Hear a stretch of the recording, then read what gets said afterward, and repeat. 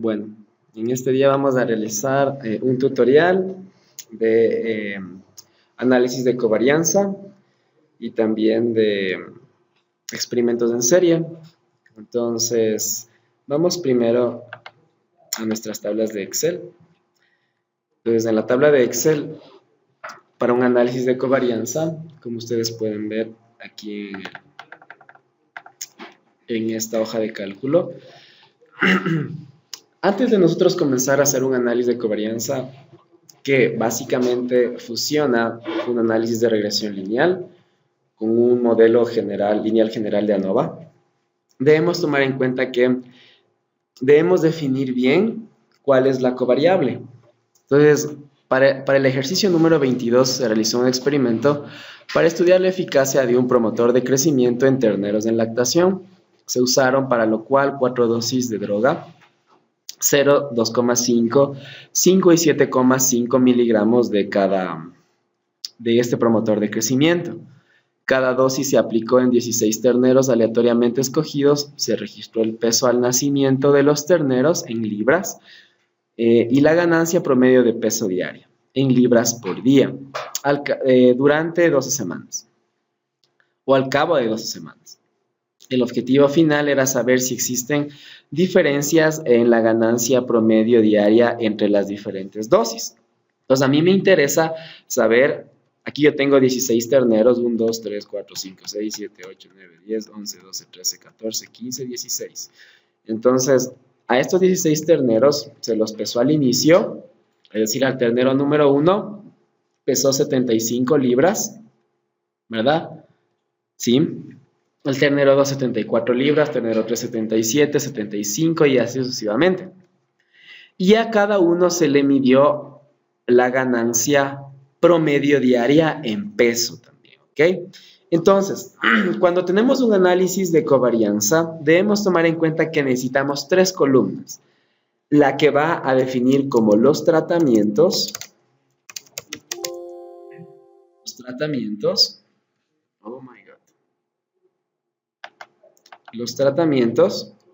la covariable, que en este caso es X sub I, ¿verdad? O que es la variable dependiente, y la variable dependiente, que es Y sub I, ¿ok? Entonces, primero tenemos que definir exactamente cuál es la variable y cuál es la covariable. 3 columnas, ¿por qué? Porque sin ningún problema yo podría hacer una regresión entre el peso al nacimiento y la ganancia de peso promedio, ¿verdad? O la ganancia promedio de peso, para ver si existe alguna relación. Pero como es un análisis de covarianza, necesito fusionar los dos análisis. Y si ustedes recuerdan, ¿cuál es el modelo lineal para un análisis de covarianza? ¿Cuál era el modelo lineal para un análisis de covarianza? El modelo matemático. ¿Cuál era para un análisis de covarianza? Entonces, la variable dependiente Y sub IJ es igual a ¿qué? A la influencia de la media total más los tratamientos más bueno, en este caso la pendiente de la covariable sumado al error sub IJ. Entonces, eso tiene que estar dentro de los datos. Entonces, para lo cual nosotros copiamos esta información. Entonces, aquí tenemos toda la información y pegamos en una tablita de Infostab. Ok, pegamos en una tabla de Infostab. Entonces, tenemos nuestra columna de los tratamientos, nuestra columna de la covariable y nuestra columna de la variable dependiente. Vemos si está completa la información. Sí está completa la información. Y procedemos a hacer el análisis, ¿ok? Vamos a hacer un análisis de covarianza yendo a estadísticas, análisis de la varianza. Ahora, ¿cuál es la variable dependiente? La ganancia promedio de peso diaria. ¿Cuál es la variable de clasificación, o decir los tratamientos? Las dosis ¿Y cuál es la covariable? Acá abajo hay una casilla que nos dice cuál es la covariable. Por eso debemos seleccionar bien cuál es la covariable. E introducimos ahí abajo la covariable. ¿Ok? Entonces damos a aceptar. Entonces aquí nos dice que nuestra variable de clasificación son las dosis y la covariable es el peso al nacimiento. ¿Ok? Entonces, si nos interesa, es decir, si no existiría un efecto de la covariable, podríamos hacer una interacción de dosis, perdón, una prueba de diferenciación de media de dosis, puede ser una prueba de LSD sin ningún problema. Podemos hacerla con un nivel de alfa de 0,025. Ahora, para efectos de cálculo vamos a hacer un análisis sin covariable. Vamos a quitar la covariable de aquí, ¿ok? Solo para ver como que si hiciésemos un DCA simple. Hacemos una prueba de LSD y damos a aceptar, ¿ok? Entonces, ¿qué hipótesis aceptamos? ¿O qué hipótesis aceptaríamos en el caso de que las dosis estarían influyendo sobre la ganancia promedio de peso diaria? Aceptamos la hipótesis alternativa de las dosis, en la cual dice que la media de las dosis son estadísticamente diferentes y están influyendo directamente sobre la ganancia promedio de peso diaria. Y de acuerdo a la prueba de LSD o de DMS con un nivel de alfa de 0,025, nos está diciendo que cuáles son las medias que más peso tuvieron. ¿Cuáles fueron los tratamientos que más peso tuvieron? No, en este caso, la 7,5 y la 5, ¿verdad? En este caso tendrían los mejores pesos, incluido la 2,5. Parece que la 0 no alcanzó, estadísticamente hablando, un buen promedio de peso o ganancia de peso promedio diaria. Esto es sin análisis de covarianza. Entonces, ¿cuál recomendaríamos de las tres? Entre la 2,5, 7,5 y 5, ¿cuál recomendaríamos? Estadísticamente son los mismos. Estadísticamente las tres son iguales. ¿Cuál recomendaríamos? ¿Por qué la de 5? Si nosotros quisiésemos, estadísticamente le recomendaríamos la 2,5, porque es la que menos aplicamos y estadísticamente no difiere de la 5 y de la 7. ¿Ok? Entonces, tiene, o sea, en el ejercicio que analizamos en la parte teórica, el nivel de alfa no estaba corregido. Y es por eso que se seleccionaba entre la 7,5 y la 5, se seleccionaba la 5. Pero en este caso ya corregimos el nivel de alfa. Y obviamente, corrigiendo el nivel de alfa, van a haber menos rangos. Entonces, en este caso, el 2,5, 7,5 y 5 son lo mismo. Pero ¿cuál recomendamos? El 2,5 porque gastamos menos dosis y eso es menos dinero. Y estadísticamente estamos alcanzando los mismos rendimientos o los mismos pesos, ¿ok? Eso es sin análisis de covarianza. Ahora, vamos a hacer un análisis con covarianza. Lo único que hacemos es introducimos la covariable acá y básicamente ponemos una prueba de LCD. Ahora, ¿qué era lo que pasaba cuando nosotros poníamos la covariable? ¿Qué pasaba con las medias? ¿Qué pasa con las medias? Se ajustan las medias, ¿verdad? Entonces, cuando nosotros utilizamos la covariable, el programa intrínsecamente ya nos hace el ajuste de la media de cada uno de los tratamientos. ¿Cuál era la fórmula para ajustar la media, las medias? ¿A qué es igual la media ajustada de cada uno de los tratamientos? El intercepto del modelo más la pendiente parcial de cada tratamiento más la pendiente de la covariable y que multiplica el promedio del peso al nacimiento. Entonces, cuando nosotros le estamos poniendo aquí, por favor, hazme la prueba de diferenciación de medias, el programa ya sabe que tiene que hacer ese cálculo. Ya sabe el programa que tiene que hacer ese cálculo. Entonces, damos a aceptar y ya nos hizo el cálculo. ¿Ok? Ahora, aquí nosotros podemos observar que si seguimos aceptando la hipótesis alternativa para las dosis, sin embargo, tenemos un efecto de covariable con pendiente de 0,02. ¿Qué significaba este 0,02? Es la pendiente de la covariable. ¿Qué significa?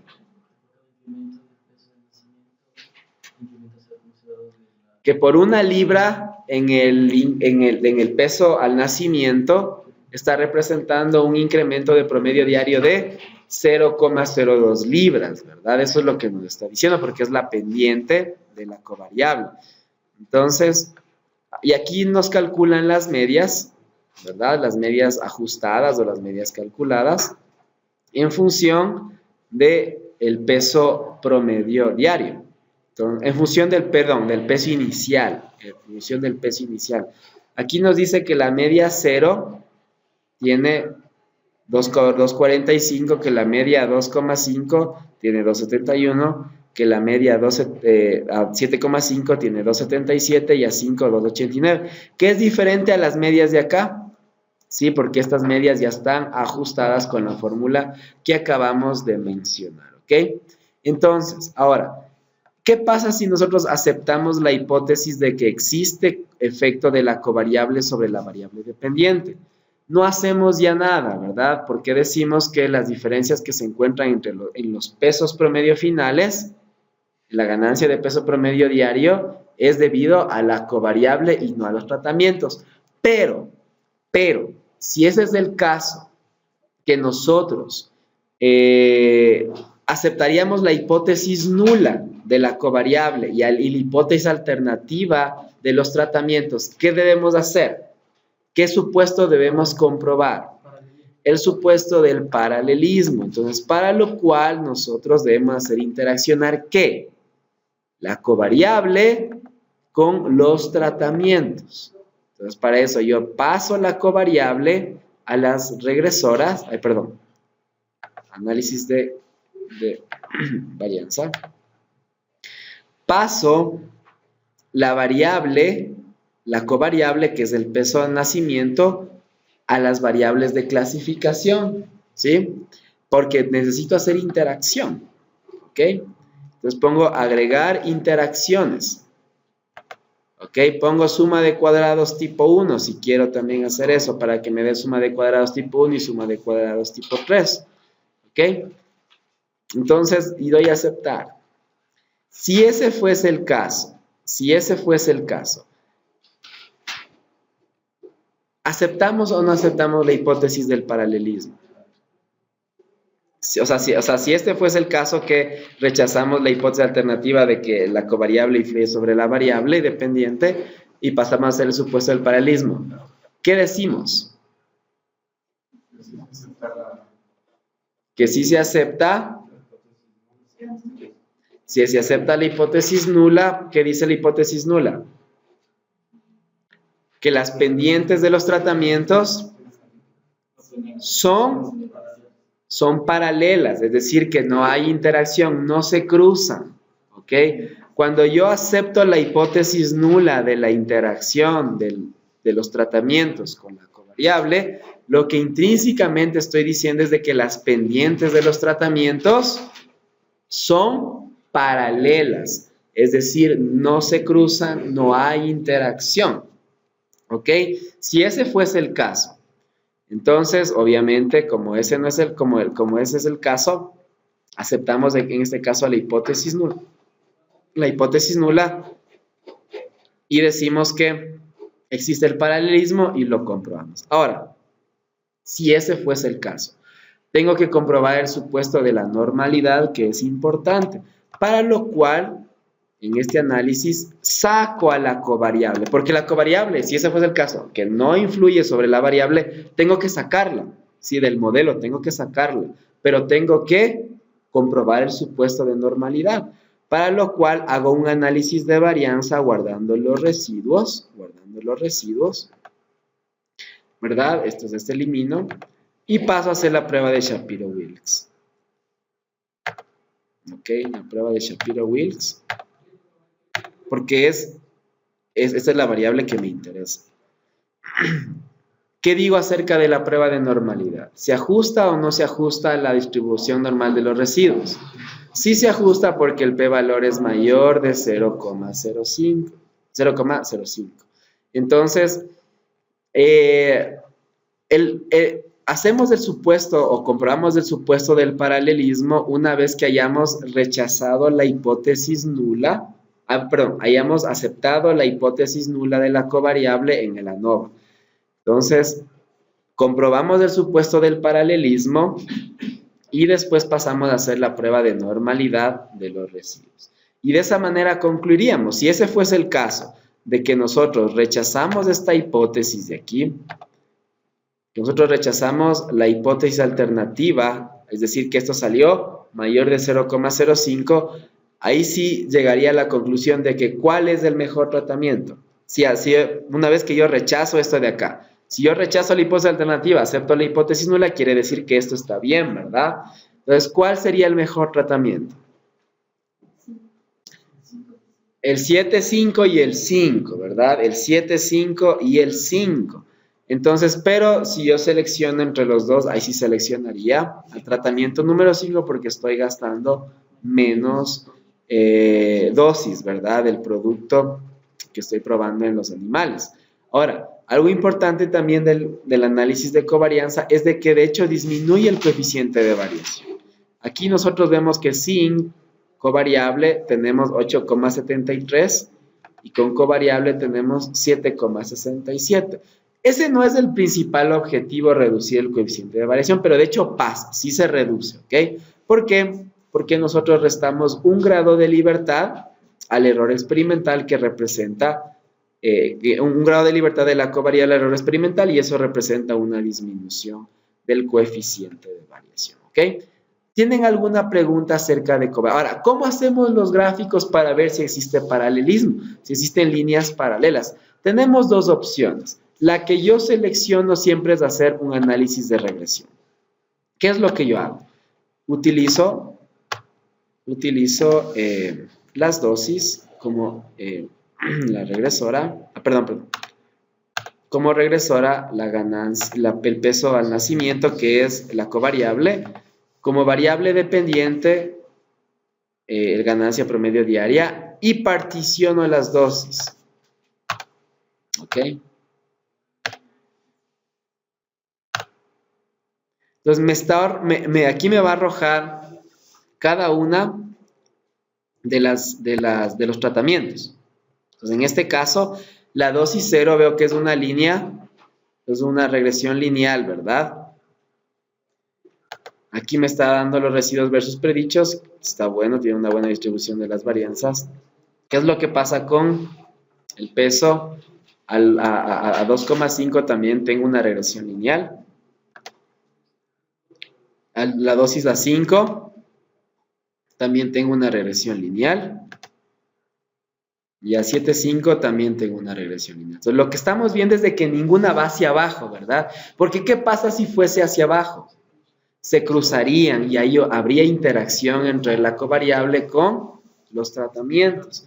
Entonces, de esta manera es como yo compruebo el supuesto del paralelismo haciendo en gráfico, ¿ok?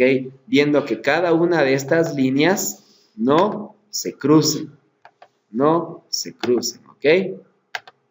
Entonces, esas son las dos maneras como podemos comprobar el supuesto del paralelismo, haciendo con regresión con cada uno de los tratamientos, con cada uno de los niveles de los tratamientos, o haciendo con interacción, con suma de cuadrados tipo 1.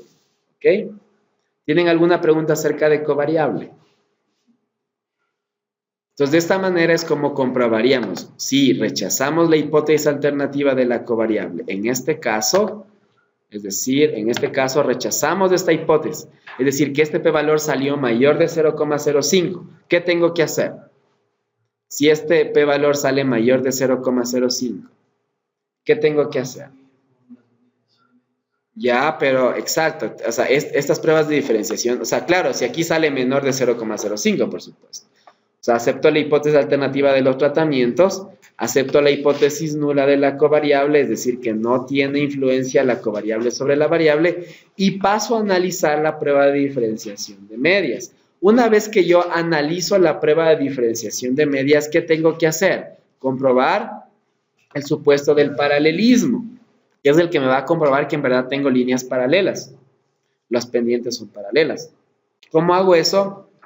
Utilizando la suma de cuadrados tipo 1, haciendo interactuar la dosis con los tratamientos con la covariable.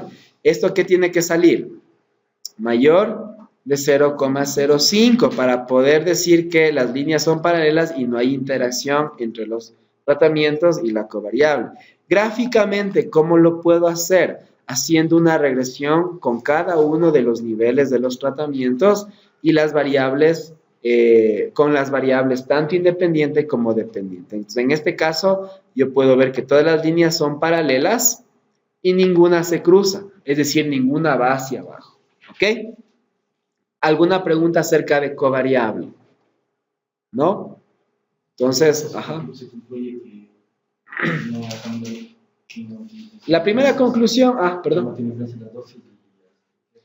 Si tú aceptas la hipótesis de la covariable, es decir, tú dices sí hay efecto, pues obviamente las dosis no influyen sobre la variable. Pero si tú rechazas la hipótesis nula de la covariable, es decir, que no influye la covariable sobre la variable, pasas a hacer las pruebas de diferenciación de medias, pero con las medias ajustadas utilizando las pendientes, el intercepto del modelo, las pendientes parciales, la pendiente del modelo y el promedio de la covariable. Entonces, con eso tú pasas a hacer y aceptar y rechazar, identificar cuáles son los mejores tratamientos. Una vez que identifico los mejores tratamientos, tengo que comprobar el supuesto del paralelismo, haciendo interactuar los tratamientos con la covariable, en la cual tiene que salir no significativo, ¿ok? Utilizando la suma de cuadrados tipo 1. Y una vez que hago eso, también puedo comprobarlo en gráfico haciendo una regresión con cada uno de los niveles de los tratamientos, ¿ok? Entonces, eso sería en el caso de análisis de covarianza. Ahora, vamos a hacer un análisis de un experimento en serie. Ahora, ¿por qué es importante hacer un experimento en serie? ¿Por qué es importante hacer un experimento en serie? ¿Qué nos permite hacer los experimentos en serie?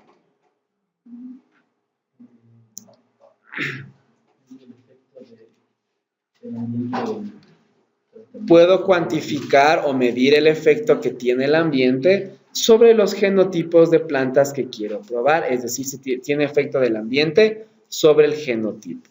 Entonces, o también en otras palabras, mido la estabilidad que pueda tener un material a diferentes condiciones, ¿ok?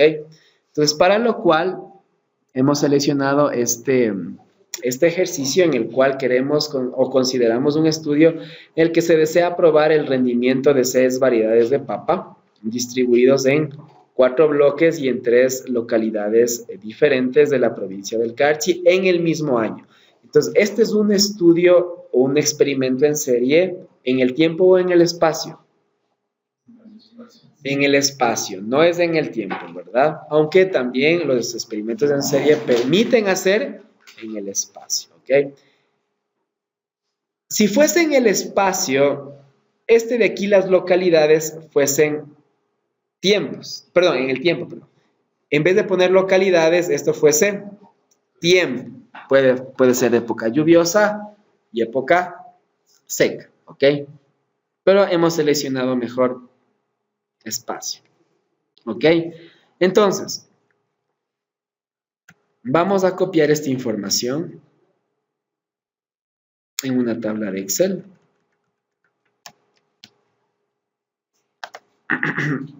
Antes de copiar, yo quiero que tomen en cuenta cómo es el método de ingreso de información.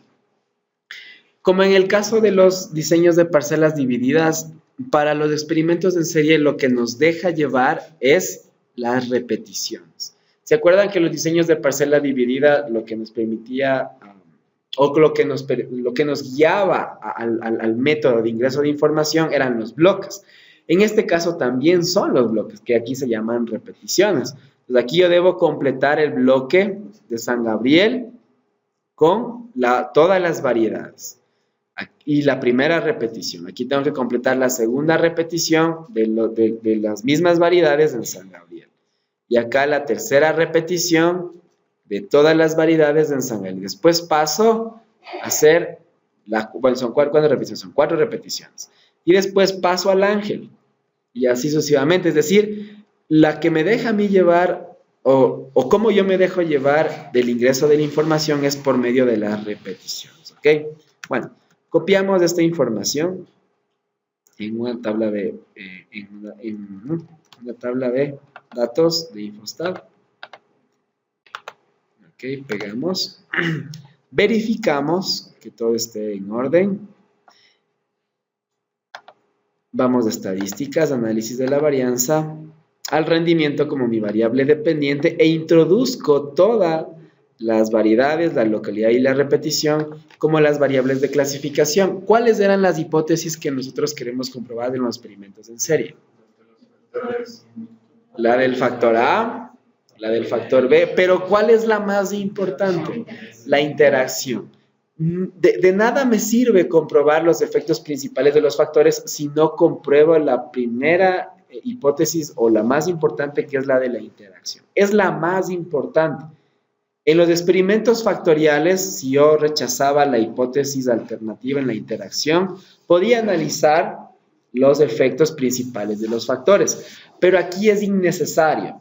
No me sirve de nada analizar que la localidad A es mejor que la B o que las variedades, esta es mejor que esta, porque a mí lo que me interesa es justamente ver el efecto del ambiente sobre el genotipo de las plantas. Entonces, para eso tengo que comprobar, o la hipótesis que más me interesa es la hipótesis de la interacción. Entonces, acepto, este modelo no me interesa, para eso yo tengo un modelo ya aquí. Tengo este modelo que describe a un experimento en serie, ¿ok? Y lo copio aquí, ¿ok? Entonces, ¿qué hipótesis tenía que comprobar? La hipótesis de, ¿qué supuesto tengo que comprobar? La de las varianzas constantes, ¿verdad? Utilizando los residuos o directamente mediante gráfico. Hagámoslo mediante gráfico, ¿ok? Para comparaciones, ¿cuántas localidades tenemos? Tenemos 2 localidades, ¿verdad? ¿Cuántas variedades tenemos? 6 variedades. Una prueba de LCD es muy fuerte. Podemos hacer una prueba de Tukey después, posteriormente. Una prueba de LCD para localidades, porque solo son, ¿cuántas localidades son? 3 localidades, ¿ok? Suficiente. Después hacemos una prueba de Tukey. Muy bien.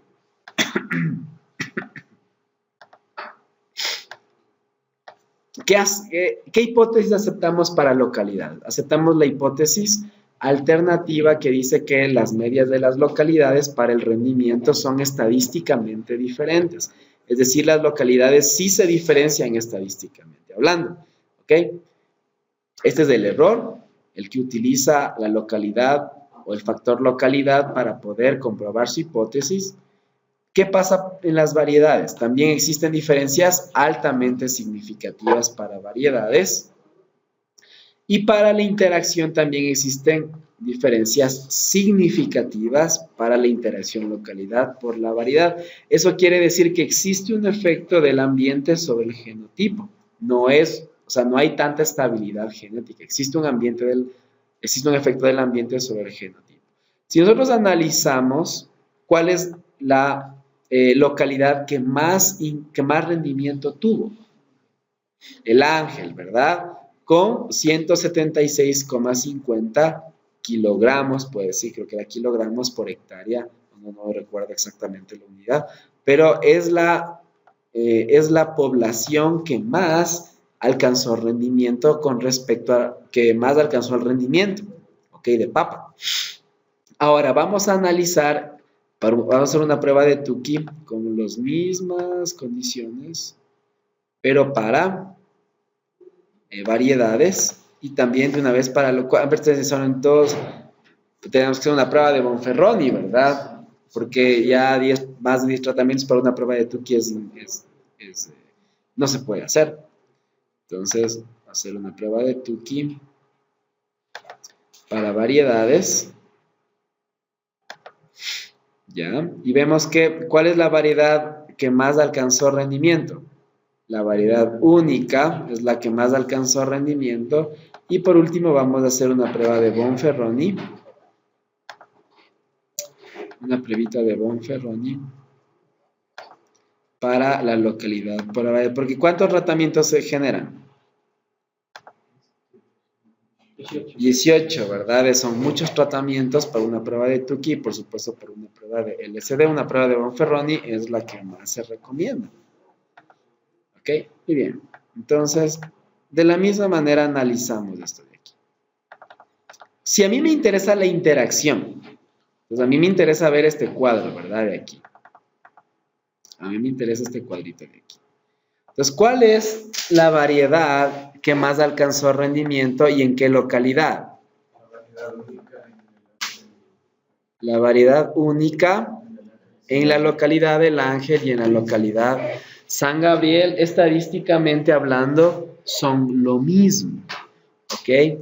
Entonces, la variedad única parece que es la que mejor se comportó tanto en la localidad de San Gabriel como en el Ángel. Entonces, una conclusión, la primera conclusión que podemos sacar es que primero, sí existe interacción entre los factores, entre los niveles de los factores para un experimento en serie y que existe un efecto del ambiente sobre el genotipo de la planta. Y en conclusión, pasaríamos a sembrar la variedad única en el Ángel y en San Gabriel, si ese es el interés comercial. Y sabemos que la variedad única, por supuesto, tiene interés comercial para la industria, es muy buena. Para frituras, para papas chips, es bastante buena. Y por supuesto, seleccionaríamos estas dos localidades como potenciales lugares para poder sembrar o para poder producir esta papa, ¿ok? Porque tiene buenos rendimientos, ¿ok? Perfecto. Entonces, tenemos que hacer, hagamos una pruebita, veamos cómo están los residuos versus los predichos, para ver cómo están las varianzas. ¿Qué opinan? ¿Cómo están las varianzas? ¿Están buenas o están malas? Están bastante bien, ¿verdad? Bastante bien, eso quiere decir que los datos son confiables y por supuesto podemos hacer una pruebita también de Shapiro-Wilks para ver las normalidades de los residuos. ¿Qué dicen las normalidades? Están bien, entonces los resultados son altamente confiables porque tenemos varianzas homogéneas y los residuos o la distribución de los residuos son buenos, ¿ok? O sea, son normales. Y pues prácticamente con esto se concluiría el tutorial de experimentos en serie. Ahora, ¿tienen alguna pregunta acerca de experimentos en serie? ¿Por qué es importante?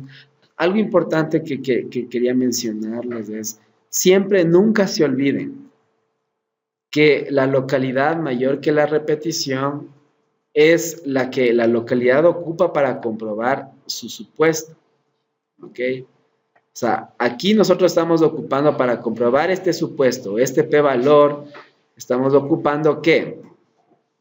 Estamos ocupando a la localidad mayor que la repetición, que viene a ser en este caso el error que utiliza la localidad para comprobar el supuesto. Eso es importante, eso es importante.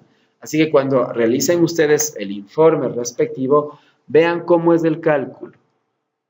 Vean cómo es el cálculo. Ahí están los resultados. Lo único que ustedes tienen que hacer es ver cómo hace el cálculo para comprobar el supuesto, ¿ok? Porque probablemente eso vaya en la evaluación, en el examen. Como hoy les puse la prueba de lack of fit, cómo calcular la prueba de lack of fit, tenían que, por supuesto, saber cómo se calculan los grados de libertad. Entonces, para poder comprobar si el modelo está ajustado o no está ajustado en análisis de regresión polinomial. Entonces, también vean cómo se calcula el supuesto o cómo se calcula cómo se comprueba la hipótesis de las localidades. ¿Ok? Listo. Muchachos, entonces, ¿tienen alguna pregunta? Si no tienen ninguna pregunta, pues muchas gracias por su atención.